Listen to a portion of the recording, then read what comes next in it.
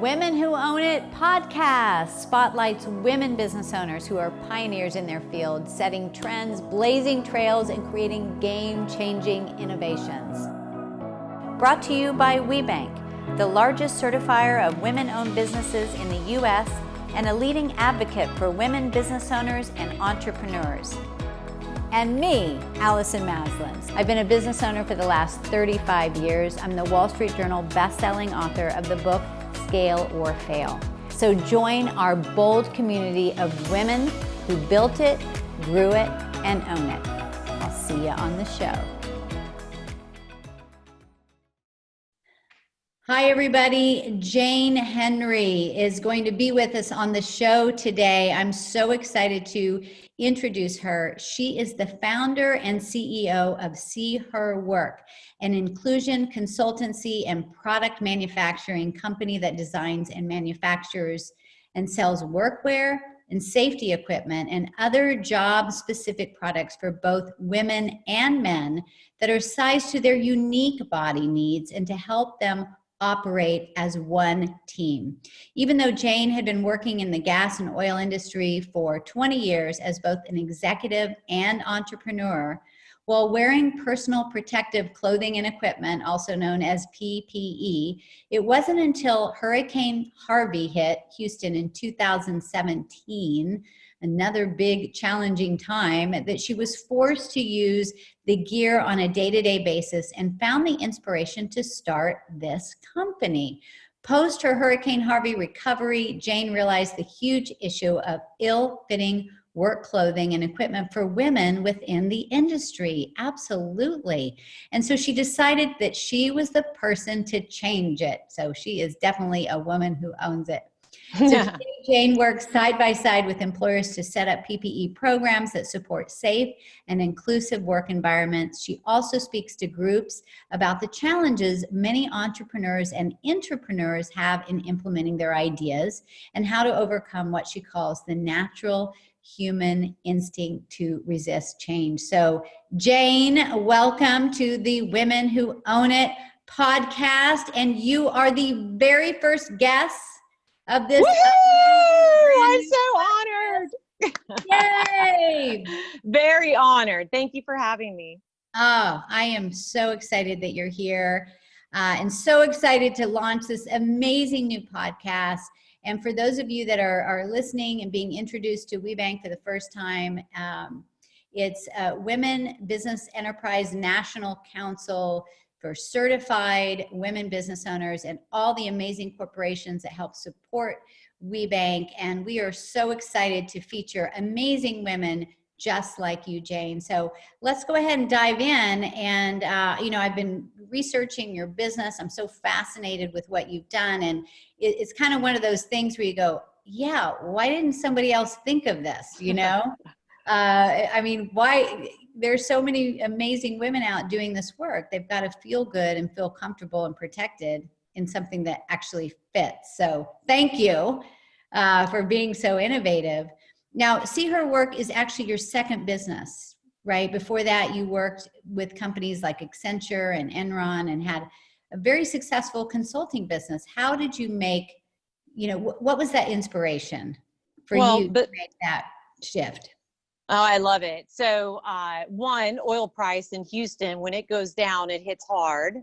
So I was already being affected by that and had decided to go back and get my MBA from Rice. What I didn't plan on was the hurricane to completely wipe me out. And when I say complete, it was 4 feet of water, mud, and tar throughout my house. So all my clothing, my cars, I'm one of those that you buy a car, you drive it into the ground. My cars that were paid off, Oh my God.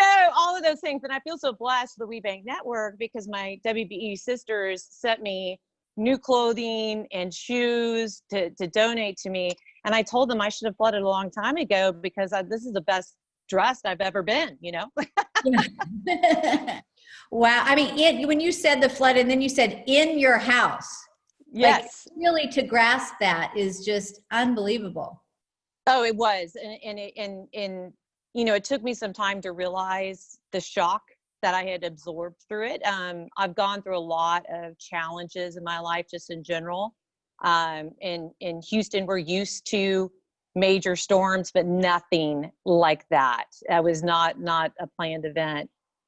So, kind of working my way, what happened during Harvey and in my recovery and finding this issue with the PPE. I mean, I've been in oil and gas for over 20 years. I put PPE on every once in a while, but I didn't wear it on a day-to-day basis. It wasn't until wearing it that I'm just like, how can people do this? I'm so exhausted.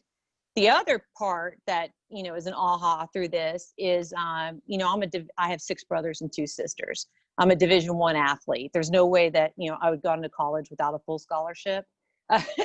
And in order to play and be rewarded in that capacity, clothing and equipment matter. And that was my aha in that moment is I'm a ladies large. What do the extra smalls do if I'm having this much trouble of extra material? Right.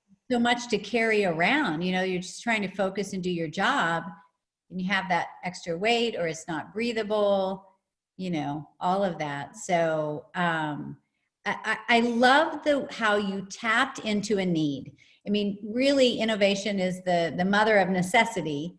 And it's, for what is going on with COVID-19 and, the changes that are upon us and will be upon us for a while with these new economic challenges. How do you feel that business owners can tap into those needs the way that you did to create revenue and make a difference? So I definitely think there's clear phases. And the first phase that I think is very, very, very important. And often, and I appreciate you doing this for me because I hadn't thought about communicating this until I find myself again inside of a major crisis. Step 1 is to recognize this sucks. And it's okay to have whatever feeling you are having. I appreciate, again, one of my fellow business owners calling me and saying, I almost felt like I was having the coronavirus because I was hyperventilating and stressing from the situation. And it really was stress. And I just want people to understand that the first thing to do is just to not beat yourself up about those emotions. And the better thing you could do is to recognize them, own them.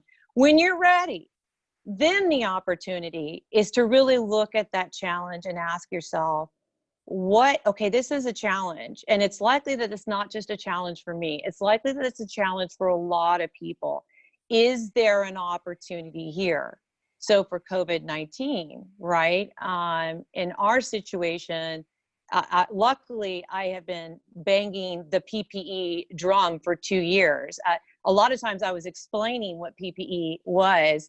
Now our president uses it on a regular basis, so my phone won't stop ringing. And in this situation, we've got a real challenge in our supply chain to provide the basic needs to our healthcare, to our emergency responders. I wasn't initially looking there, but the same sort of processes that I used to see her work, we are using now, and we are game-changing PPE for healthcare. Wow. Oh my God, Jane, I just got chills. Yeah, I'm excited. Like I hope it works. Like, well, I mean, here's the thing. It's a win-win, right? You're really helping them. They need this. And then this is a whole new market for your business. And I mean, this is what I'm seeing. I run a company called Pinnacle Global Network, and we mentor business owners around the world. And it's like exactly what you just said. What's the need? What's the challenge? And you go there. You listen to the needs of the the environment. It might be a little bit of a different industry. So on the other side of this, what's so cool is now you're going to have a whole new demographic. Oh, it's unreal. And I think what I've been, I call them my moments, right? My universal moments, these that they're very clear, they happen in time. And, this moment, I initially was just thinking about, I have 2 firefighter brothers, And I was really, really worried about them. And in this case, the gowns that tie in the back were exposing them. So they were having to double gown on both sides. And that's not the only problem. I have very, very good friends with 3M and a lot of the N95 respirators. And I was getting updates on what was going on there. So now I'm sitting there going, what do? We have a real crisis on our hands. And if we don't get our healthcare, our hospitals in a good position, then we can't get back to work. We need to take care of them first, then we can get back to work. So that was really an exciting opportunity for me to try some new innovations. Well, congratulations for you for just being open to that and pivoting. And like you were saying earlier, at first you're just like, oh my God, what the heck is going on here? Correct. You know, and I think there's fear, and when in fear, it sort of paralyzes us. It does. But I do think entrepreneurs are sort of made for this. Mm-hmm. You know, we're like, we just get so creative and we want to jump into the challenge. But you've faced a lot of challenges, like you said earlier, so it's not new to you. But I think that I would love for you to share. You know, here you were entering a male-dominated industry. Yes. And, you know, how did you overcome some of those challenges? You know, you said you were beating the PPE drum for a while. How were you able to break through, be heard, and really overcome those obstacles? Really, really amazing mentors. And you know, getting there meant that I had to tell my story in such a way that people were willing to spend some time with me, not knowing where it was going to go. And I'll give you an example. So I have a dear friend with Milliken Fabrics, right? They are a U.S. fabric maker, you know, huge. Why would they be talking to little old me? But I kept talking to Howard, my buddy, about my story and talk about what I was trying to do. And he was helping me because I wasn't the first to try to tackle the female PPE. There have been others, which then led to more uncertainties. But without his history, his understanding, and then being willing to maintain a relationship with me, even though I wasn't ready to go and produce, you know, bucos of garments just yet, you know, we maintained that friendship. And it wasn't, you know, just Howard, it was 3M. Went up and did a presentation with them. And, you know, what's going on with 3M right now is it breaks my heart from a sense that they really are doing everything they can. And back into those unforeseen challenges, they hit some unforeseen challenges in their distribution. So that was something that, you know, but having those partnerships, even still, with them having challenges, I can ring them up and they give me, you know, ongoing information about what I can think about doing to think out of the box in regards to respiration and masks. I just think, and that's key. Mentorship, finding the right mentors is absolutely key. Oh, definitely. I mean, we mentor business owners, and I have mentors too, right? So I think we have to be continually growing and learning and evolving. But I think what you're talking about is the connections, the relationships, and joint ventures, and supporting one another. I mean, really, collaboration is so powerful. I think that a lot of business owners, you know, they'll hide behind their computers, or they might be a little intimidated to reach out. I mean, we all have fear, and it's normal, but I mean, that's had a massive impact for you, it sounds like. No, I think you're spot on, and I think you hit on that. It's, you know, how often I do a lot of coaching still to startups, right? And it is just like an uncertain, you know, hazard or environment. When you first start with the startup, there's a lot of uncertainty that creates all this unnecessary fear. And in that fear, there's this need or want to overprotect, not share information. I can say that my experience with WBENC at a national level and really talking with the women that have done a phenomenal job, it's about being open and being able to say, hey, this is what I know and this is what I don't know. So how do we figure this out together? And you're absolutely spot on. Even more recent example is with See Her Work. I was struggling because I was a threat to the current U.S. manufacturing. And so I couldn't get any support to help me manufacture some of the goods that I needed to manufacture. The Cowboys organization learned about me and the mission and basically handed over their supply chain for any questions that I needed or asked or any help I had. And they did that just off the mission, but then they found out I was a Razorback, fellow U of A grad, and that just took it a whole new level. But it's just that those partnerships and, saying, let's figure this out together where we can both win, you're absolutely key. Yeah, I think it makes it a lot more fun too. Of yes. course, don't feel like you have to have all the answers. I want to touch upon, I wasn't going to talk about this, but the supply chain issue, I think, is a big issue right now for a lot of businesses. And it's kind of that it's going to force a lot of businesses to find other suppliers. It's that kind of putting all your eggs in one basket issue. What are your thoughts? What do you think is going to come out of this situation where people have had their supply chains cut off? Well, I think we need to be, it's a dual-edged sword, just being very clear. So what, to provide some of the facts behind the lack of supply, unfortunately, we have human nature and greed involved.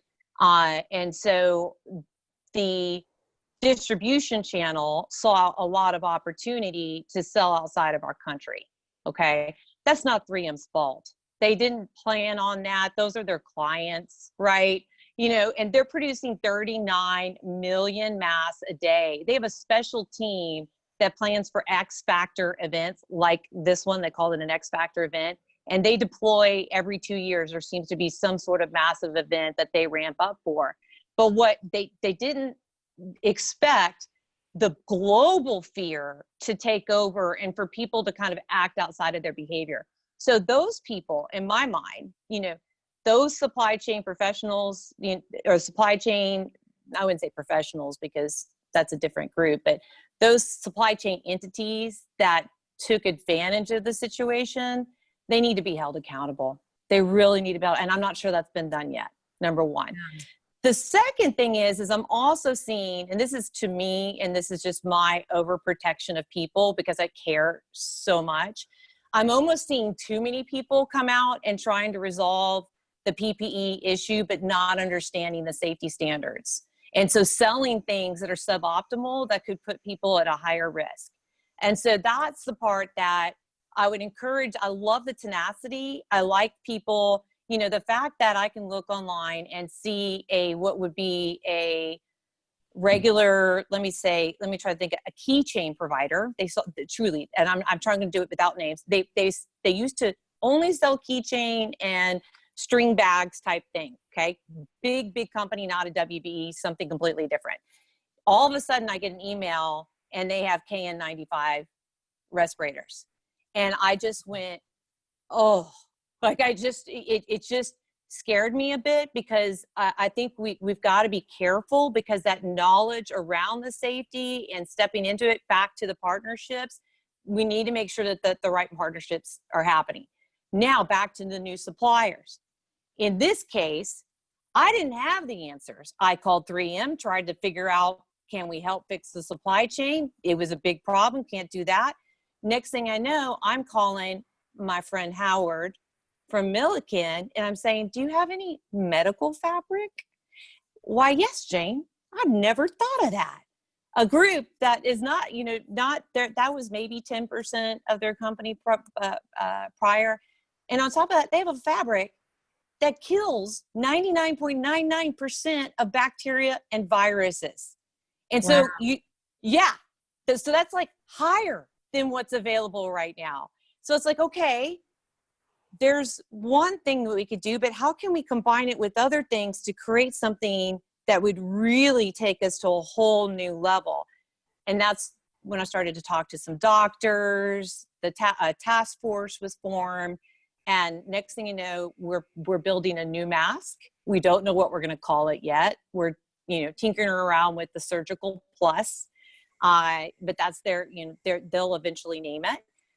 But this mask is reusable. You can wash it up to 75 times, and it has this antibacterial and virus killing mechanism as a part of it. And you just think about that and how much people are spending today on masks. Let's say $4.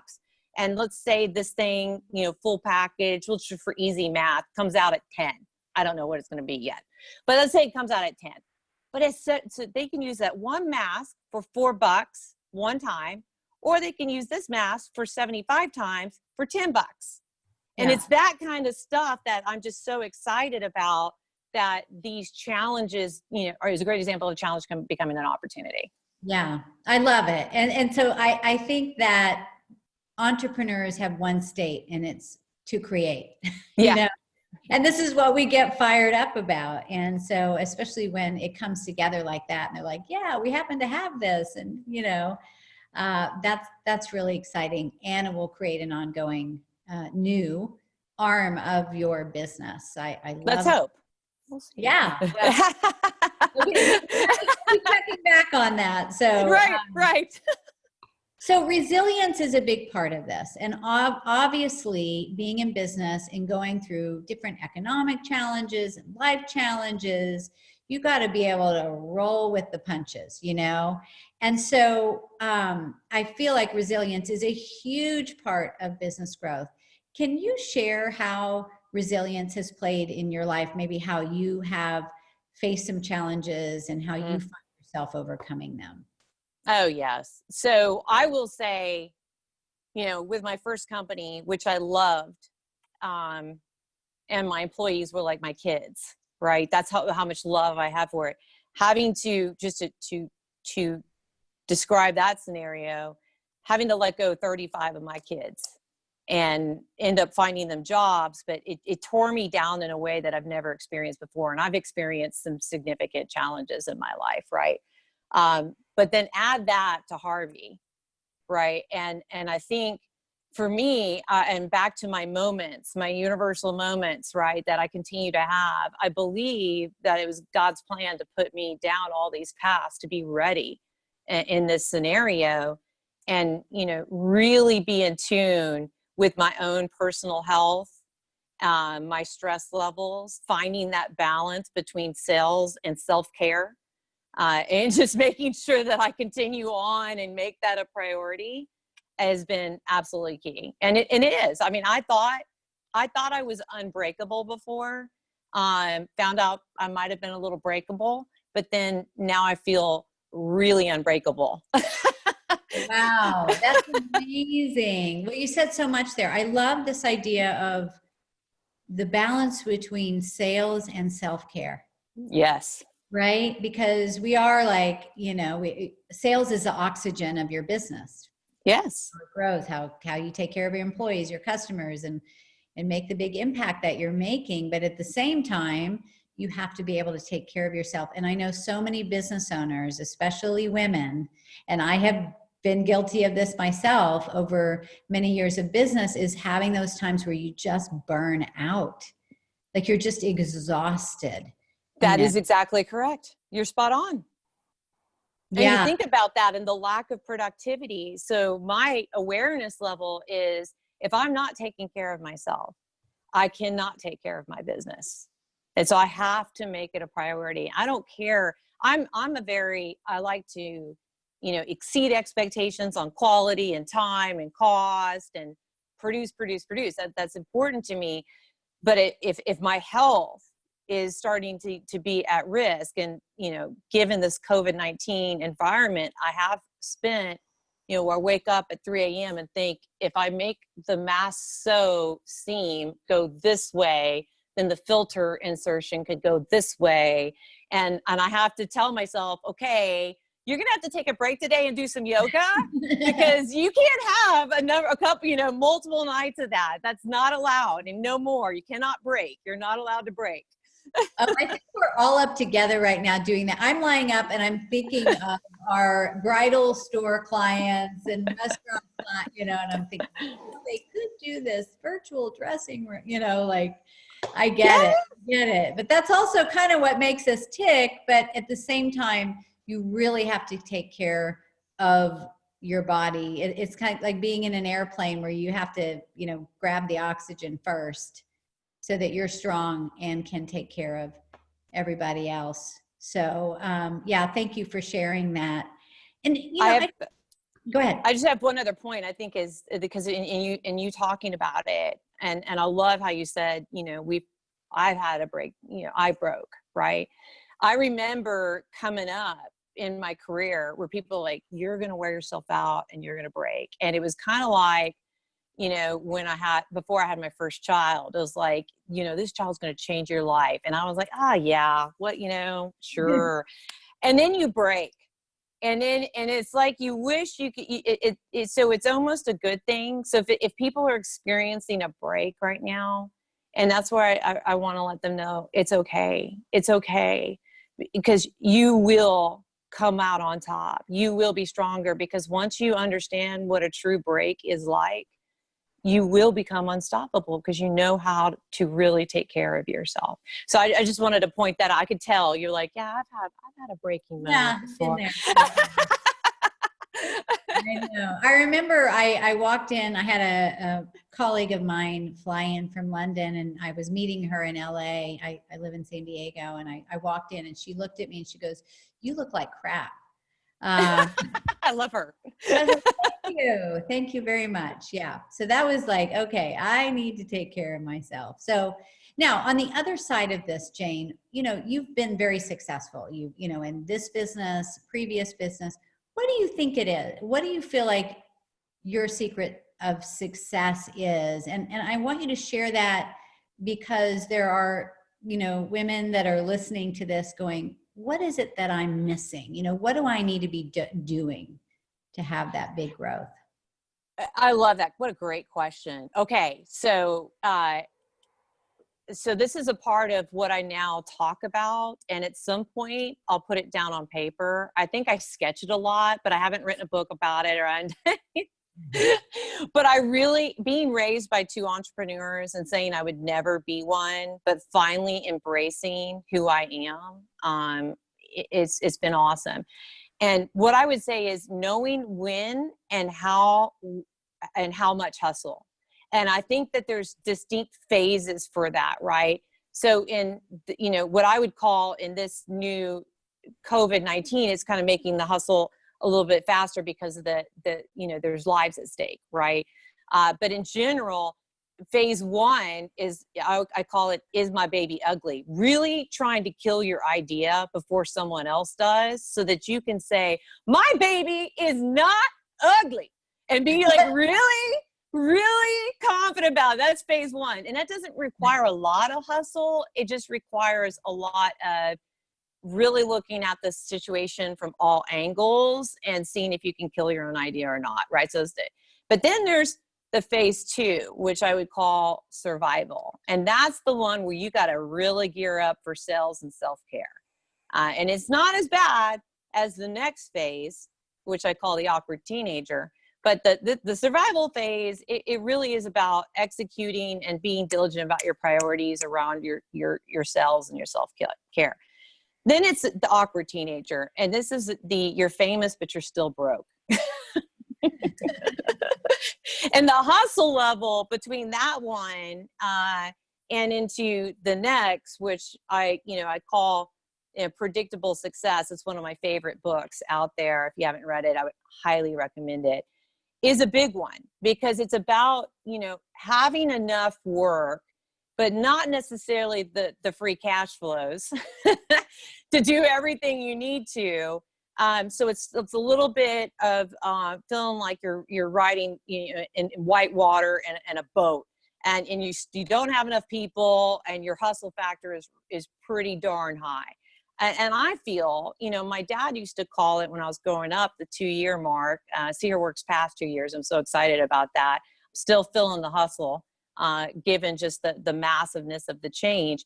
But, now I think that's another critical time. And so as I talk to folks, just reminding them that there are these phases. It does take time. Success doesn't happen overnight. And, just making sure that you're applying the appropriate amount of hustle at the right time.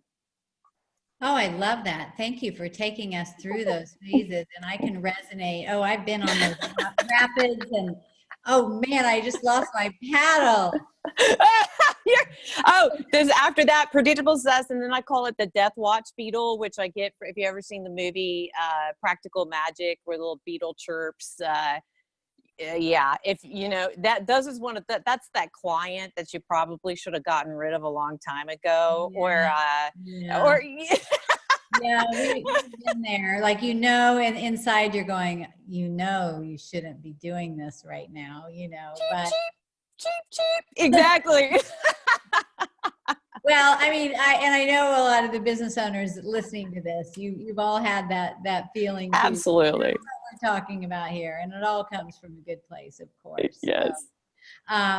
So talking about WBENC, and that's what we're all about, women who own it. How have you utilized your WBENC certification to support you in your business growth? So first and foremost, it has been the knowledge base. So when I think I was probably 7 years into my first business when I was like, I really need to go somewhere and be able to ask dumb questions and feel comfortable doing so. And I literally Googled women business owners and found my local RPO, got involved, and went from there. And I feel like the corporations that support us are 16,000 women business owners. We are all about taking care of each other, partnering up, and figuring out what needs to get done. That's pretty powerful, I think. The second thing is just the platform, right? Like opportunities like this. If it wasn't for the WBENC pitch competition, where I actually got to see her work in front of all of our networks so they could hear about what I was doing. No mind that I was doing marathons in my gear, trying to raise awareness and, getting on an article written on CNN and Good Morning America. It was the WBENC pitch competition that gave me the platform to really communicate what I needed to communicate in a big way. And I think those opportunities as well have just been unreal. That's so awesome. And really just like a tribe, that yes. you can connect with and ask those questions that maybe you were afraid to ask, or you think that they are stupid, but they're really not, because other people have those same questions. Yep. So, I agree. Yeah. So, as we kind of wrap this up, this has been so fantastic. What advice would you give, the women business owners out there right now? They're facing challenges, they're excited. They want to get to the next level, but there's just so much uncertainty right now. What would you say to them? Great question. One, it's okay. We're all there. I think that's the best, I don't want to say numbing agent, but makes me feel a lot better, is like, we're all in the same spot.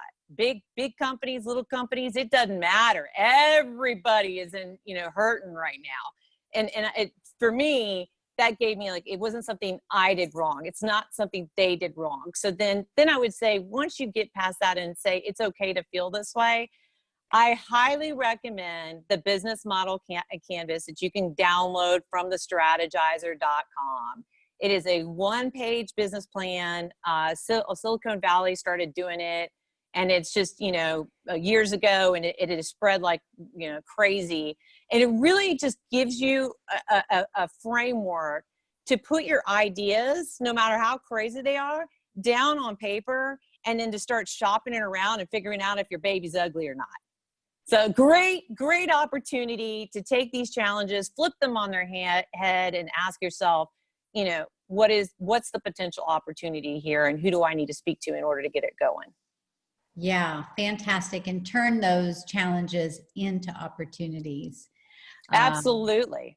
Yeah, well, this has been so inspiring and empowering too, because I think especially with what's going on right now, we can let it can feel like it's bigger than us. And so when we're Yes. doing things like this that lift us up and empower us, we say, no, it's not bigger than us. You know, we can handle it. Absolutely. Oh, absolutely. Especially women business owners, right? Now, we need to save the world. We've got the capability to do so. Yeah, we got work to do, ladies. So A heart and tenacity. yes, yes. And so what's the, where is See Her Work headed? I mean, what would you like to see, coming attractions for See Her Work? So the COVID-19 thing was a new into the plan, and we've already talked about that one, but I'm so excited to be partnering and really bringing in new technologies into PPE in a way that's it's game changing.